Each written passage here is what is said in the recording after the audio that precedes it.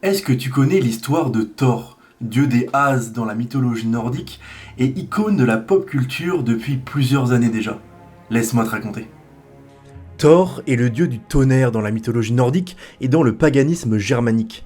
Il est l'un des principaux dieux du panthéon nordique et fut vénéré dans l'ensemble du monde germanique. On trouve ainsi différentes formes et graphies de son nom selon les époques et les régions du monde germanique. Thor en vieux norrois, Tunor en anglo-saxon, Donar en frison occidental ou Donar en vieux haut-allemand. Initialement, Thor est le tonnerre, un attribut du ciel père. Son culte dans le monde germanique antique est d'abord rapporté par des chroniqueurs extérieurs, notamment Tacite. Cependant, les mythes qui lui sont associés se retrouvent principalement dans les Eddas, textes scandinaves beaucoup plus tardifs, rédigés et compilés aux alentours du XIIIe siècle, soit quelques siècles après la christianisation officielle des derniers royaumes vikings et de la Vospula. D'après ces textes scandinaves, Thor est considéré comme le plus puissant des dieux guerriers. Symbolisant la force, la valeur, l'agilité ou la victoire, il utilise la foudre pour apaiser ou exciter les tempêtes. Ses pouvoirs sont ainsi liés au ciel. Il possède un char tiré par deux boucs qui lui permet de traverser les mondes. Son attribut le plus célèbre est son marteau Mjolnir avec lequel il crée la foudre et qui lui permet d'être le protecteur des dieux et des hommes face aux forces du chaos comme les géants qu'il abat régulièrement et dont il est le pire ennemi. En tant que dieu de l'orage, il apporte la pluie, ce qui fait également de lui une divinité liée à la fertilité. Il est le fils d'Odin et de Jord et a pour épouse la déesse aux cheveux d'or, Sif. Thor possède une multitude de noms qui sont mentionnés dans les Eddas et dans les autres poèmes scandinaves. Il est plus régulièrement surnommé Asa Thor, surtout dans le Gylfaginning de l'Edda en prose de Snorri Sturluson. Du vieux islandais Asa Thor, il signifie littéralement le Thor des As, soit Thor qui appartient à la race des dieux As. Il est également surnommé Aka Thor, le verbe Aka signifiant conduire, se déplacer, ce qui est pertinent pour un dieu qui conduit un char tiré par deux boucs. Le kenning est une figure de style propre à la poésie scandinave qui consiste à remplacer un mot ou le nom d'un personnage ou d'une créature par périphrase. Au chapitre 11 de la partie Skaldarpamal de l'Edda de Snorri, l'auteur révèle les kennings qui peuvent désigner Thor, fils d'Odin et de Jord, père de Mani et Modi et Tsurd, mari de Sif, beau-père d'Url, manieur et propriétaire de Mjolnir et de la ceinture de force et de Bilskirnir, protecteur d'Asgard et de Midgard, adversaire et mort des géants et femmes trolls, bourreau de Hungnir, de Gerd et de Trivaldi, maître de Thialfsi et Rovska, ennemi du serpent de Midgard, fils adoptif de Vingnir et Laura. D'après les Eddas, Thor est le fils du dieu souverain Odin et la personnification de la terre Jord. Il est donc l'époux de Sif avec laquelle il a eu deux enfants, Modi et Srud. Avec sa maîtresse, la géante Yarnaxa, il a eu Mani. Thor a également eu un beau-fils, le dieu Hul, qui est l'enfant de Sif, mais son père n'est pas mentionné dans les textes préservés. Thor vit avec sa famille dans une résidence nommée Bilskirnir, éclat scintillant, située dans le royaume de Pruomer, séjour de la force, ou Pruovanger, champ de force, qui contient 540 pièces. Ce manoir est le bâtiment le plus grand qui existe. Thor est un puissant guerrier d'une force colossale et inégalée. Sa ceinture magique, appelée Megingjord, augmente encore un peu plus sa force. Évidemment, il possède à sa ceinture un marteau de guerre appelé Mjolnir, qui, quand il le lance, revient dans ses mains. Ce marteau crée également les éclairs. Pour manipuler son manche, il utilise des gants de fer appelés Jarngrep. Mjolnir est l'arme principale de Thor lorsqu'il combat les géants. Ce marteau de forme unique est devenu un ornement très populaire durant l'âge des Vikings et fut porté en pendentif. Thor traverse le ciel à l'aide de son char tiré par deux boucs nommés Tarnsgrinir et Tarngrostre, les dents grinçantes et dents étincelantes. Il voyage avec son servant et messager Thialfsi ainsi que la sœur de ce dernier, Rovska. L'Edda de Snorri relate que Thor peut faire rôtir ses boucs lorsqu'il a faim, puis bénir les ossements et peaux avec Mjolnir afin de les ressusciter pour qu'ils reprennent leur fonction. La seule condition est que les os ne doivent pas être cassés.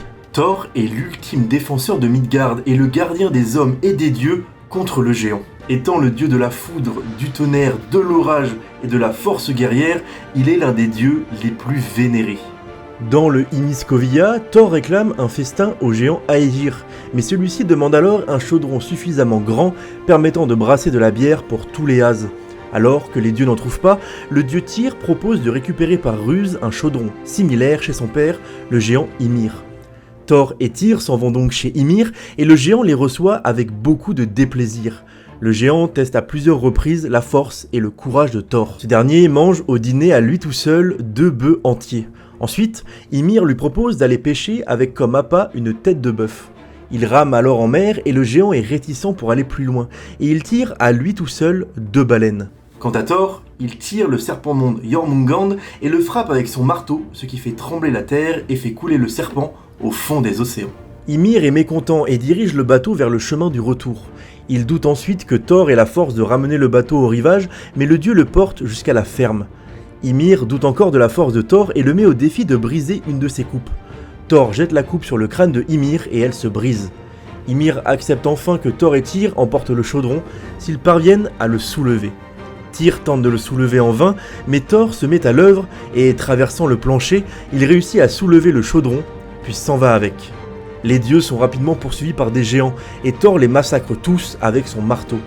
Il ramène le chaudron chez Aegir, et depuis, chaque automne, les dieux peuvent bien boire de la bière au festin d'Aegir. Dans la deuxième partie de l'Edda de Snorri intitulée le Skjaldarpamal, au chapitre 5, le farceur Loki coupe les cheveux de la femme de Thor pendant son sommeil. Avec Thor furieux, Loki promet de récupérer chez les elfes noirs une chevelure d'or pour Sif qui repousserait comme les autres cheveux. Loki trouve alors les nains qui font la chevelure d'or, ainsi que le bateau Skilbalnir et la lance d'Odin, Gungnir. Par la suite, Loki parie sa tête au nain Brok et à son frère Eitri qu'ils ne pourraient fabriquer des objets aussi précieux.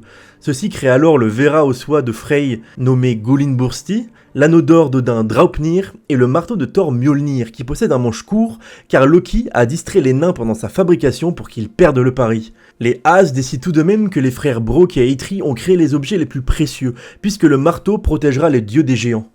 Loki s'échappe pour sauver sa tête mais Thor le rattrape pour qu'il paye son dû aux nains. Loki déclare alors que c'est sa tête qu'il a mis en gage et non son cou. Ainsi, les nains se contentent de lui coudre les lèvres. Le Ragnarok, raconté au chapitre 51 de la Gylfaginning, est une prophétique fin du monde où les dieux et les hommes affrontent Loki, les géants et toutes les forces du chaos. Presque tous les dieux périssent. Odin affronte le loup Fenrir et est englouti, et Thor ne peut pas lui venir en aide puisqu'il combat le serpent de Midgard, Jormungand. Le dieu tue le monstre et fait 9 pas avant de succomber à son tour à cause du venin du serpent. Dans la culture populaire actuelle, Thor occupe une place importante, ne serait-ce que dans le Marvel Cinematic Universe ou dans la série Netflix Ragnarok, que je vous conseille d'ailleurs. Mais il apparaît également dans divers autres domaines. En découvrant un nouvel élément, le chimiste suédois Jöns Jacob Berzelius le baptisa en l'honneur du dieu scandinave, le thorium. Le PGM-17 Thor est un missile balistique américain, dont la conception a ensuite servi au développement du lanceur spatial Thor.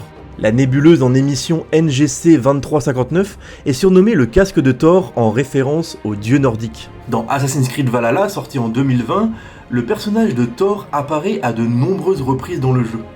Plusieurs statues à son effigie sont disséminées dans le monde, ainsi qu'une pièce à son image dans le jeu d'Orlog. Le protagoniste le côtoie dans les missions se déroulant à Asgard. Il s'agit aussi d'un membre de la première civilisation présentée dans l'univers d'Assassin's Creed, qui se réincarne en Halfdan Ragnarsson à l'époque viking. Pour finir, on peut évidemment citer la série vidéoludique Pokémon et l'oiseau légendaire de première génération Elector, dont l'attribut élémentaire est la foudre. J'espère que cette vidéo vous a plu, n'hésitez pas à vous abonner. Je sors une vidéo tous les jours sur Instagram, TikTok et YouTube pour améliorer votre culture générale. Et des vidéos plus longues comme celle-ci devraient voir le jour dans les prochaines semaines. A la prochaine et que la culture soit avec vous. Ciao!